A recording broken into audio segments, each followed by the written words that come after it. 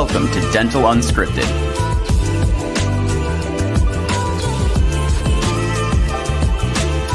where Mike Dinzio and Paula Quinn break down the practice ownership journey, one episode at a time. Starting up, buying, and running a successful dental practice.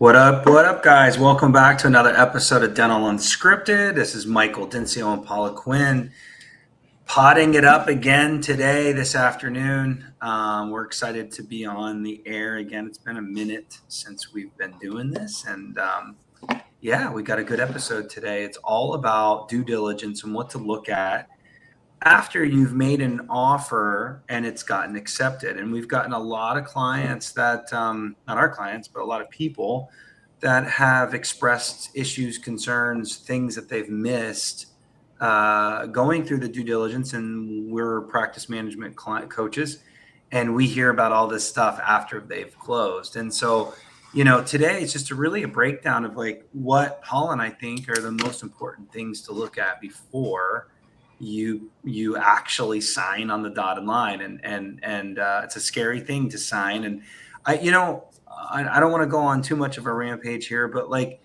at the end of the day, that anxiety that you get right before closing, a lot of people get it. I'm hoping that our clients have less of it. I think there's always going to be some of it. But I can imagine that folks that don't have like a consultant, buyer advocate, buyer rep, and they're really relying on the practice broker and maybe their CPA and accountant. There's some anxiety going into that close because maybe they didn't look at the practice's performance deeper. They may have looked at, the contract. The attorney walks you through all of the scary legal parts of this transaction. The CPA talks about all of the numbers and financials and the black and white of the practice, but did you spend enough time looking at how the business, the practice, the clinic operates on a daily and what's coming at you post-close? And I think that is why there is a world of buyer reps, because you need to look deeper. You need to see what's going on in the office, how you can improve it, things you need to fix, things you should be aware of before you get the keys and the team comes at you with all of the things. And look, you might not change all of it day one, but you need to be aware that some things might be broken in the house. And so, yeah, that's what today is all about. I'm super excited. Paula bought multiple practices more recently, is right out of COVID.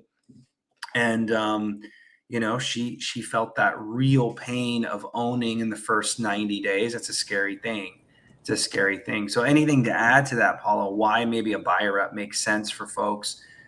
Selfish plug for us, I know, but even if we're not your buyer rep, why does someone need someone looking at stuff that like, did you feel like you were totally prepared when you bought your practice? I mean, no, I don't think you're ever totally prepared. I had your help. So, that definitely opened my eyes to some of the things. I think it just boils down to, you don't know what you don't know. Yeah. And if you can have somebody there to help you not make an expensive mistake, maybe even help you save money, give you advice. I mean, you wouldn't probably buy a house without a realtor. You probably wouldn't, would you buy a house without an inspection? Yeah. Yeah, that's even better. You wouldn't typically sign a contract without having an attorney read it. I mean, it depends on what it is, right? So I think that's the same thing. It's just, like you said, the brokers are great, but at the end of the day, their client is the seller. And at the end of the day, they've never worked in a dental practice either. Yeah, so that's the key. They only know what they know as well. Mm-hmm. So I think having someone who's done it a lot, people on the team that have worked in dental practices, people on the team who have bought and sold dental practices, Yeah. really can just help point out, you know, even some of the mistakes that I made. You know, you and I learned from them, which is great. You know what's interesting, Paul, is like when I left Bank of America, I thought I knew everything. And the learning curve for me on these transitions was like, boom, like straight up. And it felt at times like drinking from, what do they say? Fire hose.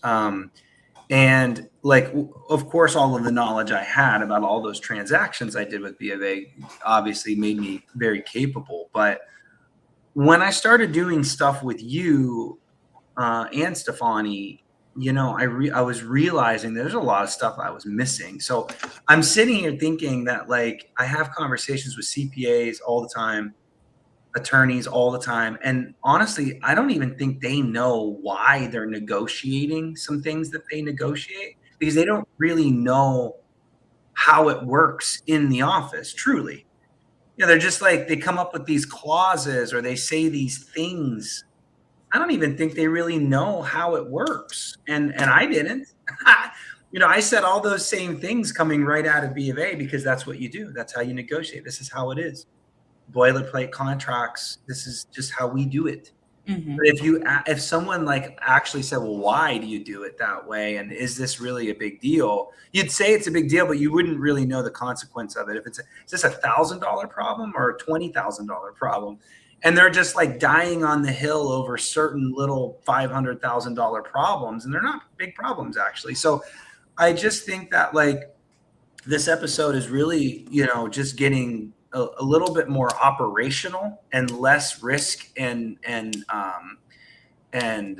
risk things, transactional things that you might get from a CPA accounting banker. This is going to be more operational. So all things due diligence. Of course, we could never cover all the things we look at, but I did write down some of my most favorite things, and I think the first one's the hardest topic. So let's hit it first. It's active patients. And it's active patients because that's truly what you're buying. That's your goodwill. That's the goodwill you're buying. You know, otherwise it's just a bunch of equipment, you know, hard assets, computers, operatories, cone beams, whatever, hard assets. And there is value on just hard assets, but typically when you buy a business, you're buying goodwill, and that goodwill is what's most valuable. It's the thing that you're paying for the most. And active patients and or hygiene patients is, in my opinion, kind of that goodwill. It's a count. It's the only number that I know of that actually represents goodwill. And so, Paula, I know there's a bunch of ways that folks come up with kind of active patients. When you're looking at active patients, you know, how would you define active patients? What are some good ways? And you taught me this. What are some good ways to really get a decent estimate on actual active patients? How would you approach active patients when you're looking at a practice? Well, I mean, the rule of thumb out there is obviously the 18 months. And the reason being is because not everybody's great at going to the dentist. So there is some room to recapture people who have gone over that 12-month mark. Mm-hmm. Once it starts hitting over that 18 months, it's more and more doubtful if they're really truly an active patient anymore. Do we have the right email, the right phone number? Did they already go somewhere else? You know, if we smiled and dialed and truly called the 18-month to 24-month, like how many people are we actually going to get to come back in? When we're talking the 12 to 18-month, rule of thumb is, you know, there's still a chance.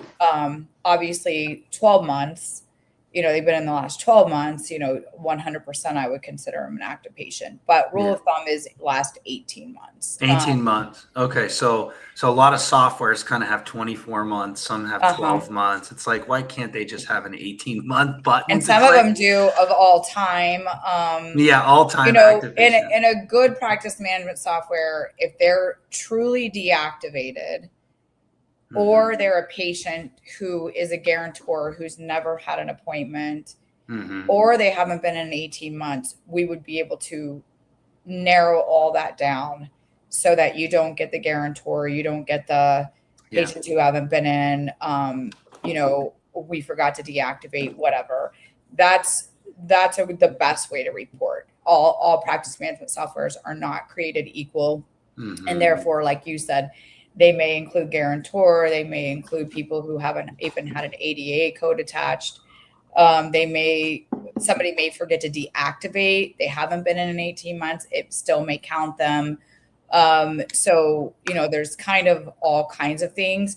If we were really, this would never happen in the world of active patients. But really, if we were really going to get to the nitty gritty, anyone that's only had an D0140 wouldn't even really be counted. It's just like a marketing company. We count it as opportunity. And that's why it's considered an active patient, because anyone who's been seen in the last 18 months is an opportunity. Did somebody go try and get them? No, but if if they only came in for like an emergency exam and they haven't been in 13 months. Yeah. Coming back, but we can't get that nitty gritty. So we say, look, if they've had an ADA code, they've been in the last 18 months, there is still an opportunity to go get these people. I get a lot of the that I get that a lot as a buyer's rep, and that is emergencies versus true hygiene. So like the purest of the pure active patients are folks that come into your hygiene department once a year or more, hopefully. But it's interesting when you're looking at dental practice to purchase is like, as you start digging into this, the number starts getting smaller and smaller. So the truth is like, all the things that you might hear on this podcast, other podcasts, is like, don't buy anything that's less than 1,000 patients. But then you start whittling it down. It's like really only 600 of them on the books. That doesn't mean it's a bad practice. It's just you're trying to figure out really what like Paula said, is what that opportunity is to grab some of those patients and bring them in. Now, if they've been too far out, hey, good luck. You're not going to get them. Paula said that. Well, you have to remember too, though, Michael, it's better than a new patient. So a lot of our clients will go out and throw out mailers or throw out what do you call it? Clicking. Pay-per-click or mailers. Pay-per-click. And they're doing that on, patients that have never even been in their practice, and they're just throwing money to the wind and hope it sticks. If you think about it, if you buy a practice where it says there's 1,500 active patients, but truly only 900, just put something together for them that's marketable and appetizing, because they have been in before. Yeah. And if they've only been in an emergency, they probably still don't have a dentist. Yeah. So, that's right. To me, you have better luck sometimes going after those. You just got to get creative. But I wouldn't bank on it. Like, I wouldn't be So the big rub, right, is that the brokers pull a report. I'm working on a deal right now in Sacramento, and the broker pulled a report. The report says 1,500. After further investigation, it's closer to 1,000. And the reality is, like, the broker, guys, you need to understand this. Brokers' liability is simply to pull reports and post what the report says out of the software. The software's not accurate most of the time. So you're sitting here thinking, well, I'm going to sue the broker or screw that guy. He's trying to screw us over. He's misrepresenting. There's got to be some liability there. There isn't, guys. If the broker goes in, pulls a report, says active patients X, and posts it on the prospectus, that's literally all the liability they've got. And they can cover themselves as, hey, that's what the practice software said. The truth is you got to look at, like Paula said, exams, hygienes, the cleanings, all the things, and really make a determination of what you think is the range of active patients. The other thing that I will say is some fun statistics is that, like, on average, a patient's value to a practice, on average, if it's PPO, I've seen a lot of fee-for-service practices lately. The practice is PPO driven, not so much Medicaid, just heavy PPO. You're looking at like $700 to $800 per patient per year. So if you take the total collections and divide it by what you think the active patient is, and it's a lot higher than $700-800, then maybe you're off, or vice versa, really low. Okay, so that's kind of a nice little KPI or little metric that you can use as 800, 700, 800. The next person's going to ask, well, what is it for fee for service?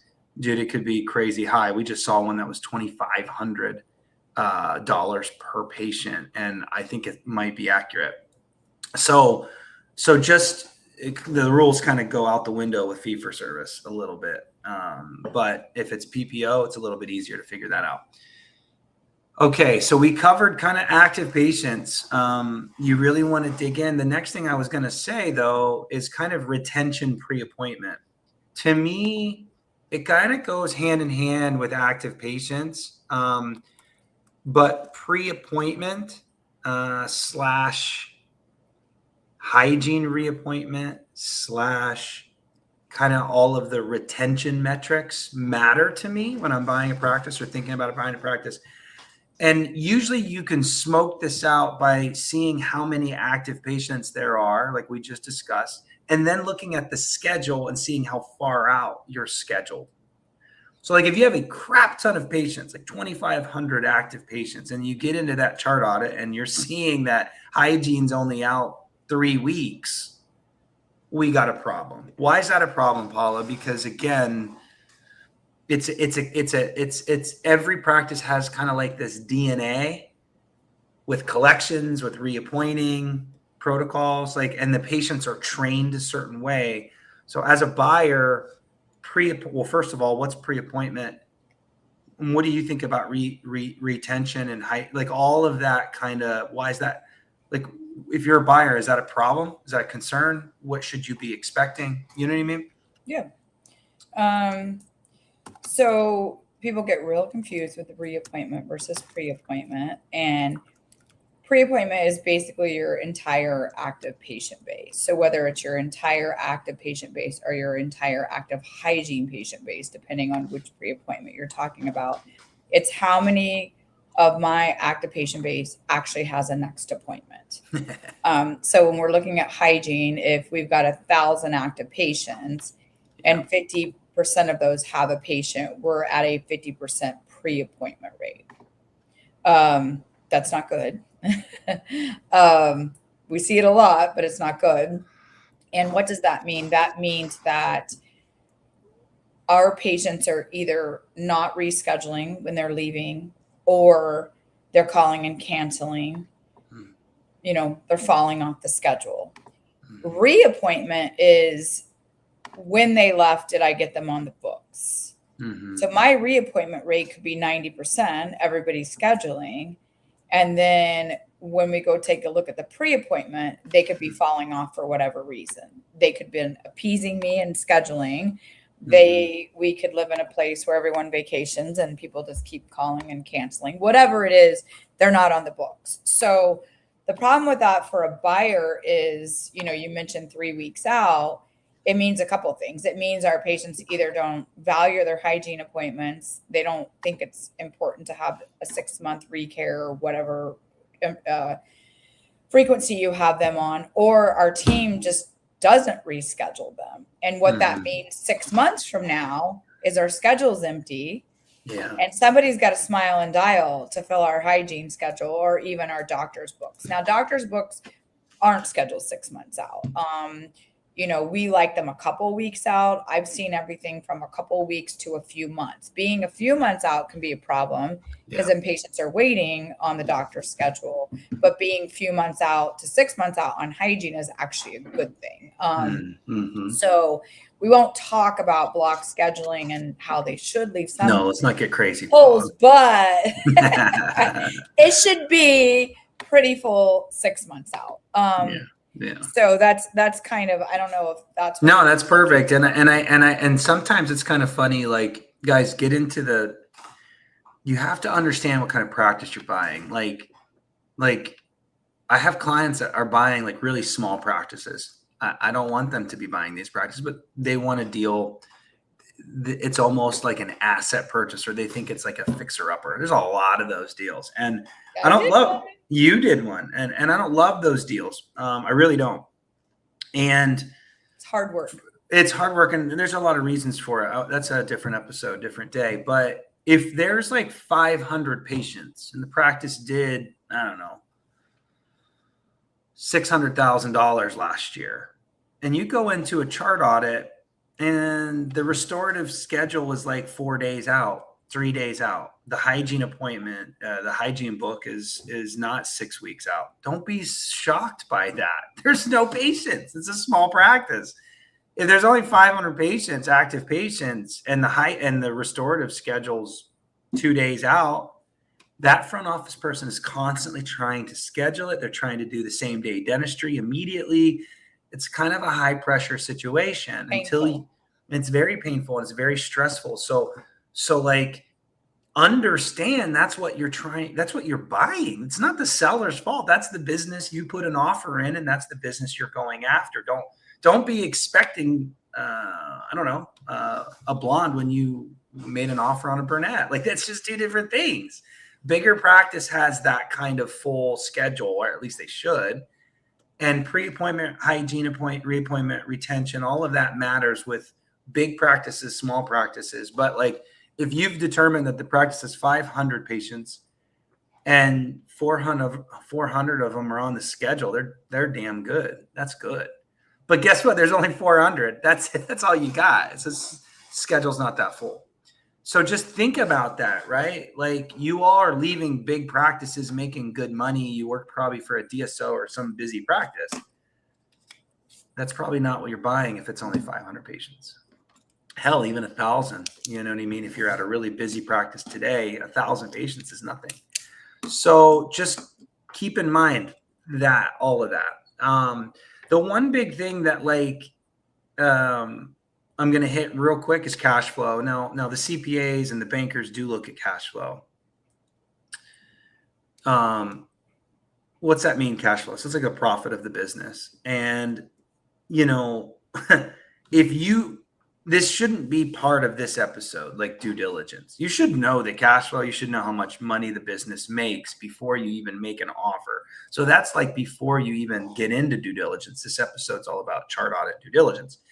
But what I will say is, we get into a lot of conversations of scenarios where the business throws off, I don't know, $200,000, but the seller wants to stay on, or we're going to open up days, or you're going to put a lot of money into marketing because the business needs to grow, or you're losing a hygienist, or there's a doctor doing hygiene and that's weird, so we're going to fire them and we're going to do that.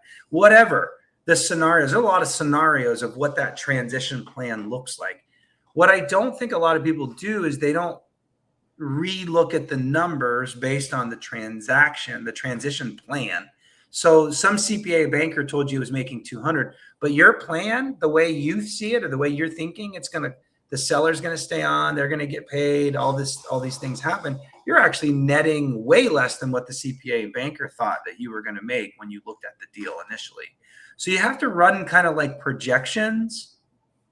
Again, things we do for our clients is like, okay, you've got a couple scenarios. You could kick the seller out and make all this money, make 200 grand. Good for you. Or you could keep the seller on 1 day a week. If you gave them 1 day a week, that's X amount of procedures. You're going to pay them 30% of those procedures minus the 200 grand.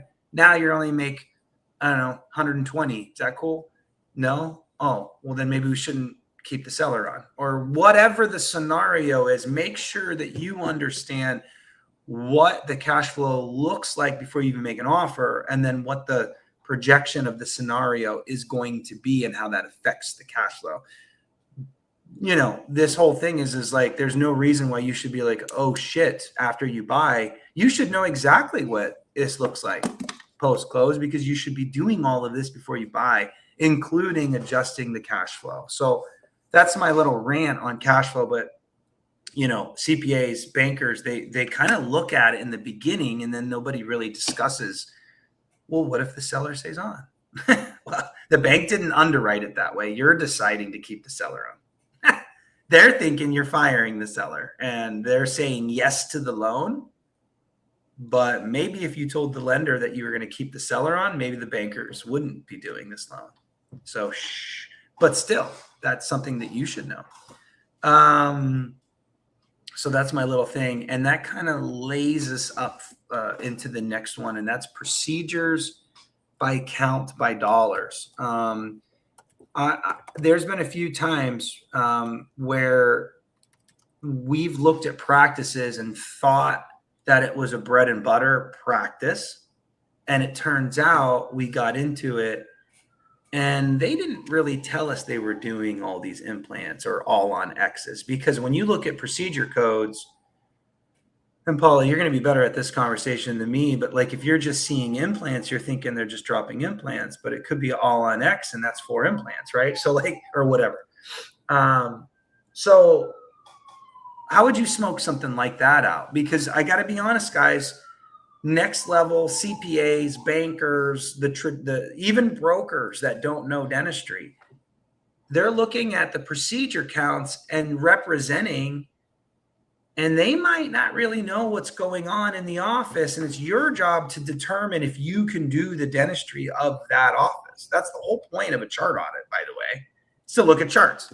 So Paula, what would be some things that like you could do? And I'm putting you on the spot. I don't know if you have an answer here. Let's maybe just have a discussion, but what are some things that you can do just to determine if you can handle this clinic procedurally? Again, putting you on the spot a little bit. Yeah, I mean, there's going to be additional codes that go with all on fours that are in addition to just a one-off implant. I mean, you're probably going to have more massive numbers of implants. I mean, it's just going to be the other codes that go with it. You're just going to look at all those. The cluster of code. Yeah, like the different codes that are going to go with it. Well, do dentists know that? Like the clusters and the combos, or we're just telling them that that's what they need to look at. I mean, I think they know. I mean, they're going to know if they drop implants, they're going to know the 3 codes they use to drop an implant. Mm-hmm. When other stuff starts going with it, like hybrids and things like that, there's going to be other additional codes. They're going to be like, what is this code? Because it's also typically a 6,000 code. So there's going to be like other codes.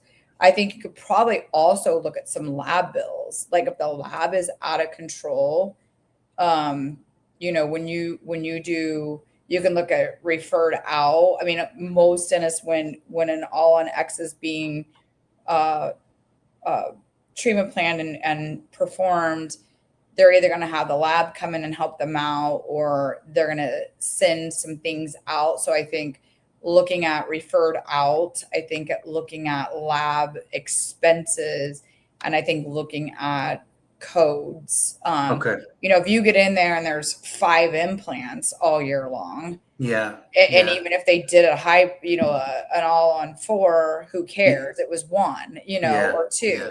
Yeah. If you get in and there's a ton of implants, yay, if you drop implants, but then you're going to want to go 3 steps further and start asking questions to make sure that these are single and not something crazy. I think that's on point. I mean, I know it's on point because I just don't think, guys, if there's one thing to take away from this episode, it's this part, because most of the due diligence that any of us could do that know dental, like, you can mitigate some big risk.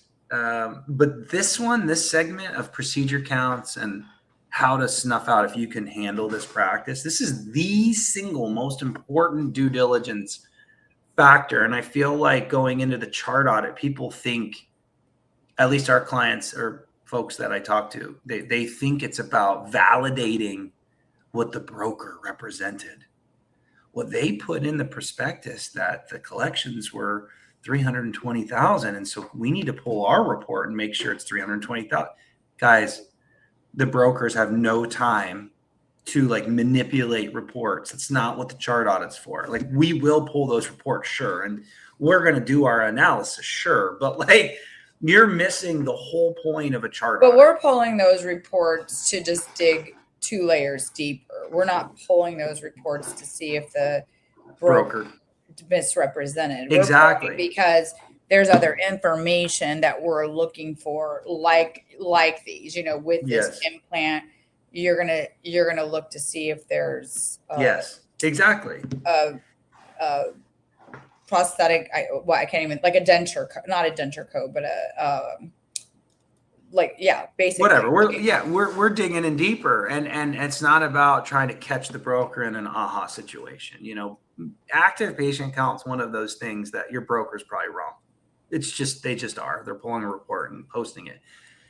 But even when we get the number, we've got to kind of like, I know dive in, and I got to be honest, I'll never know exactly what your active patient count is, but I'm going to look at it 3 different angles and kind of narrow in on a bracket. That's the way I coach. But like, again, just make sure you can handle the practice. That's what the chart audit's for. You're going there, you're looking at procedures, you're looking at x-rays, you're looking at the befores and afters and trying to figure out what the diagnosis is. And then you're also looking for big stuff that you can't do. That is, like, we've coached some clients post-close that could not handle the practice. And they said we could. Is that our fault? No, that they should have really dug into that and made sure. Only you can tell us that you can handle it or not, which kind of leads me to the big cases ortho work in progress. So, like, guys, gals, if you can't, like, big cases ortho work in progress, this is always something that gets discussed. And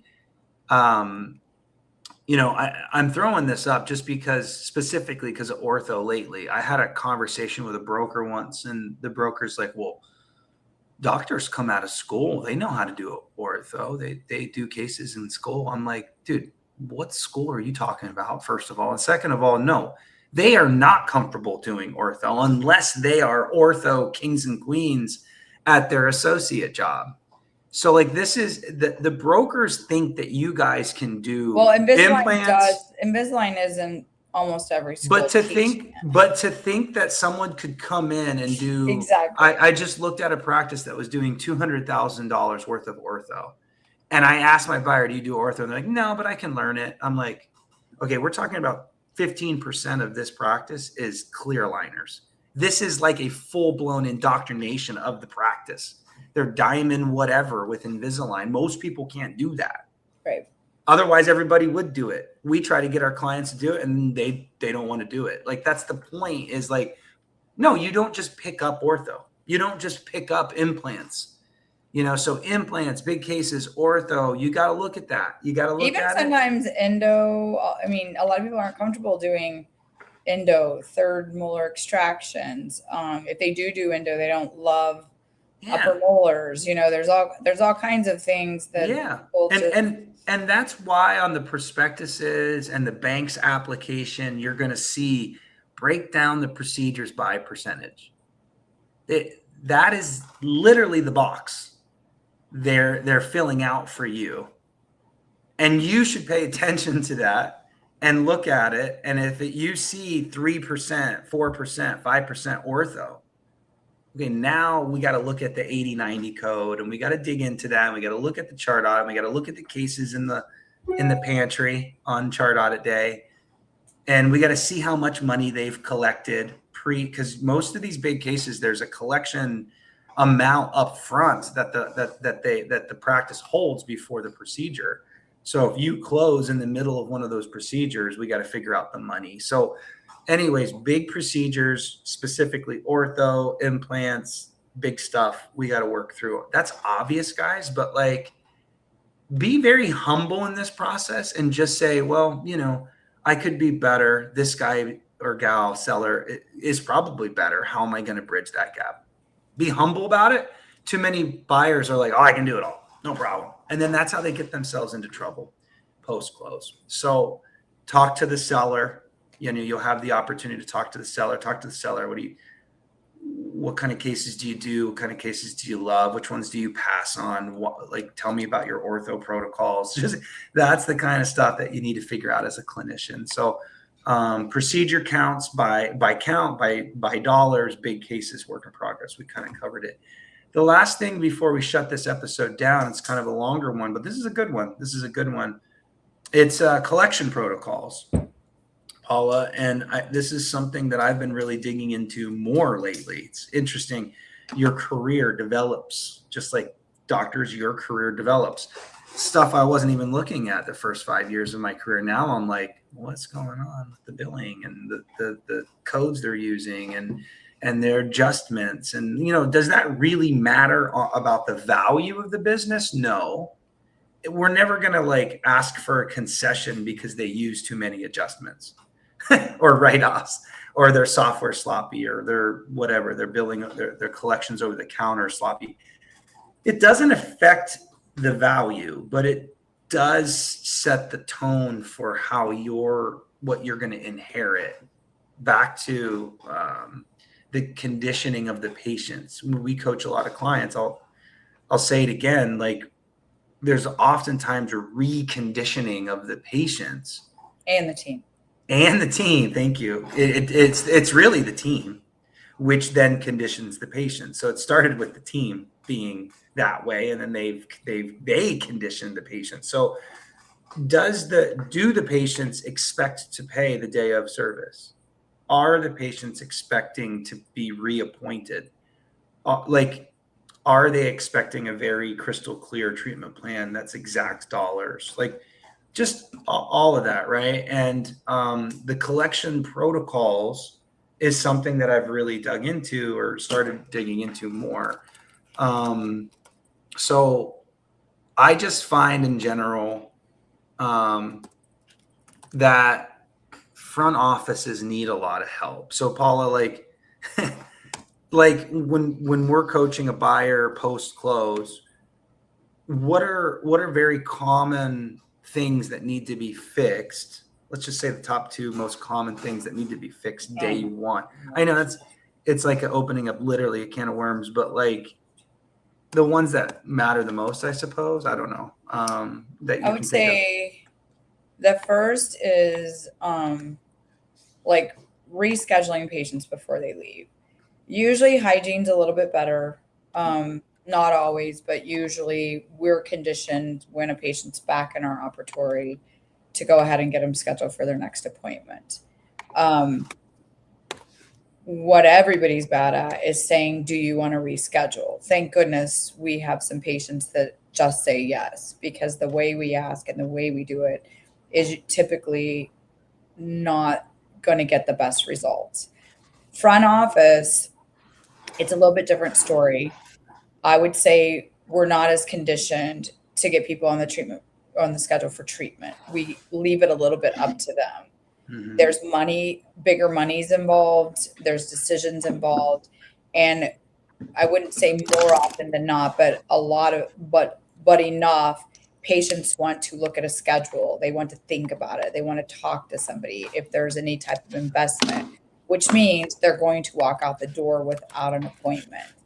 And not only do we allow them to do that, we have a horrible follow-up system, and we leave it in the patient's hands to call back and reschedule that $1,500 crown or $1,000 crown or what have you. So I would say that's probably one of the biggest things is training or help recondition the front office to, number one, let's get them scheduled. We can find creative ways to go ahead and get them on the schedule, and they can still think about situations. Number two is if they don't get on the schedule, making sure that we don't leave it in their hands to give us a call back, that we control that situation. So I would say that's number one. If we want to throw collecting money, it is probably number two. We either don't know the exact amount. There's things we're doing to not get an accurate treatment plan.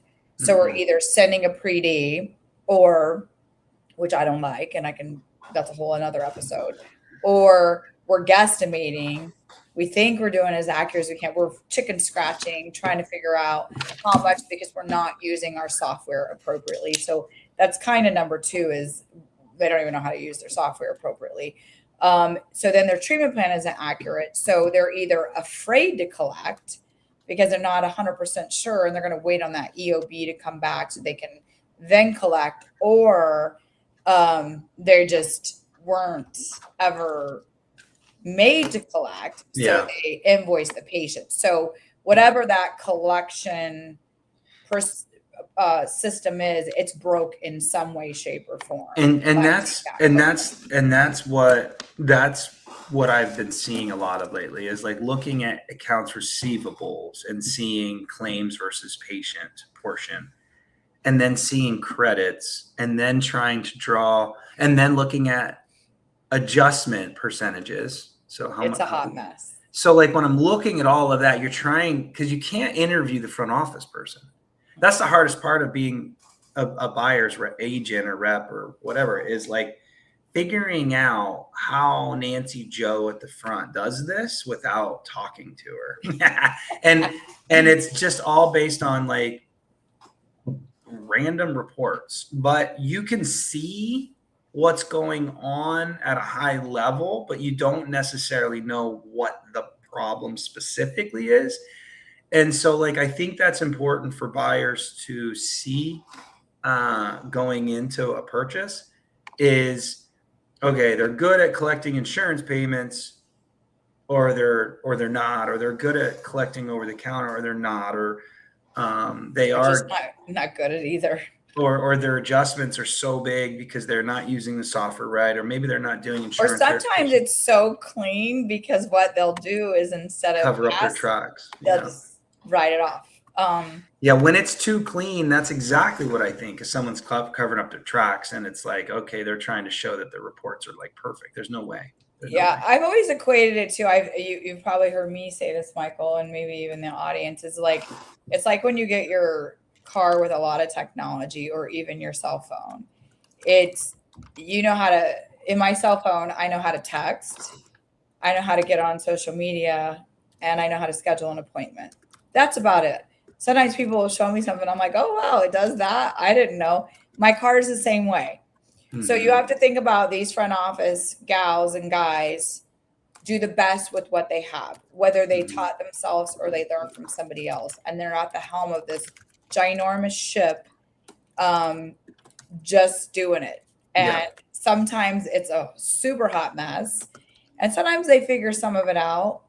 But at the end of the day, there's no school, or there's very few, which is something we help with on front office, and how to use your software correctly, and how to really, when to do adjustments. And by the way, when you do adjustments, how do you allocate them? You don't just stick an adjustment in, because you want those adjustments to tell a story. So that's the biggest thing is, you got to be careful on those ARs, and what is really the problem, for sure. That's right. That's perfect. Well, this was a 40-minute jam-packed due diligence tutorial. If you didn't look at a true active patients, the retention pre-appointment, kind of that, procedures by count, dollar-wise, by count, making sure those you can handle that. ARs, collection patient protocols. Versus insurance. Work in progress, big cases, things like ortho. If you haven't looked at any of that, if some of those things you haven't, go back to the office and look.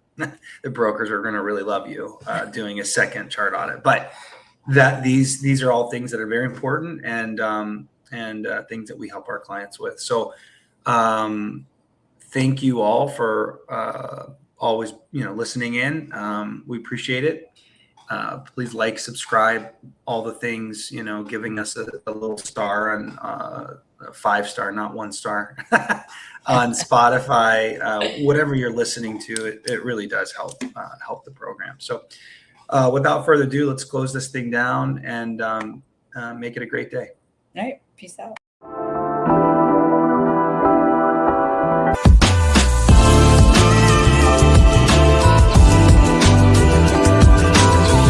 Thanks for listening.